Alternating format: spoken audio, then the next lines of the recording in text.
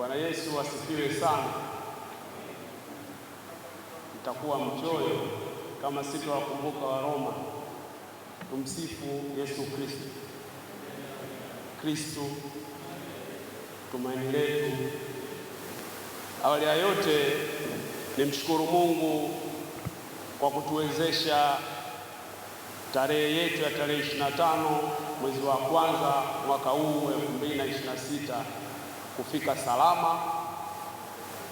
Wajumbe zangu, viongozi wangu, ndugu zangu, jamaa zangu, nawashukuru sana kwa kuweza kufika hapa katika mkutano wetu huu mkuu. Nitatambua zaidi protocol endapo atafika mgeni wetu rasmi, lakini kwa ujumla wetu, mimi ndio mwenyeji wenu. Ndugu zangu, nawakaribisha kwa moyo mkunjufu. Kakaangu Kamtande, kakaangu Shautanga, kakaangu Saidi, nilikuwa na watania ndugu zangu, naambia nyinyi mmewahi kwa sababu mmepanda basi kuja hapa. Hawa nakaa mikoani, sisi watoto wa town. Kwa hiyo mkirudi hamtorudi na basi linapita pale saa 7. Saa 7 hizi kikao kilikuwa kinaendelea. Kwa hiyo tutawachukulia private ndugu zangu. Otherwise nimefurahi sana mmekuja kwenye vitu wenzangu. Poleni na majukumu ya wilayani, tunajua changamoto zake.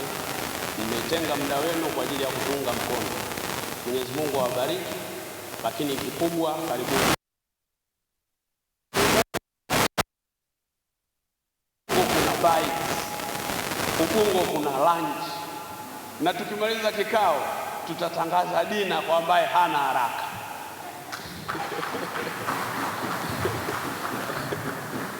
Hii ni full board. Leo sisi ni sikukuu yetu, hatuna chochote kingine. Walowahi kanisani wamewahi, wamefika salama ukumbini. Kwa hiyo leo sisi ni sikukuu yetu. DJ pale ana sebene na ndombolo za kutosha, na huu ukumbi tumeuchukua masaa 24. Ruhusa yetu itaisha kesho saa 4 asubuhi tarehe 27, tarehe 26. Kwa maana hiyo, yeyote ambaye hana haraka tunaomba ajumuike na sisi, kwa maana leo ni sikukuu yetu. Tunaomba tuisherekee kwa faraja, tunaomba tuisherekee kwa vifijo na nderemo. Otherwise, wale ambao mtaendelea kuingia, ujumbe wangu ni karibuni sana. Jisikie mko nyumbani. Hapa ni nyumbani, hapa ni kwetu. Mzee wangu ameingia wakati naongea. Mzee wangu, shikamoo. Kwa ambao amumfahamu, sisi tunamuita Alhaji Amin Bakhresa. Ni moja kati ya watu ambao wakinuna mkoa unaweza usiamke. Nikisema mkoa namaanisha katika level ya mpira. Akinuna mkoa unaweza usiamke.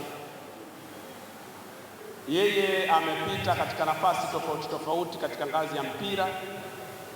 Amekuwa mwenyekiti IDFA, amekuwa mwenyekiti DRFA, ameingia kwenye ESCOM za TFF, na kwa sasa yeye ni mjumbe wa kamati ya maadili TFF.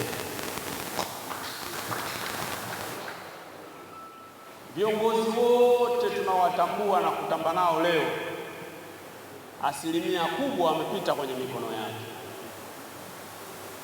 Sifa kubwa ambayo yeye anaweza asielezee, lakini sisi ambao tumechukua kidogo kutoka kwake na kwa wengine, sio mchoyo wa madaraka, lakini alikuwa na mapenzi ya kuwainua viongozi.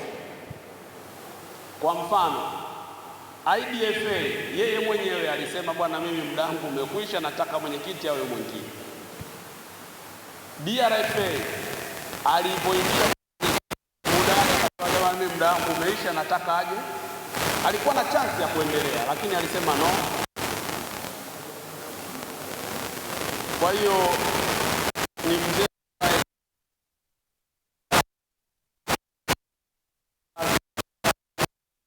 bado tunayafurahia.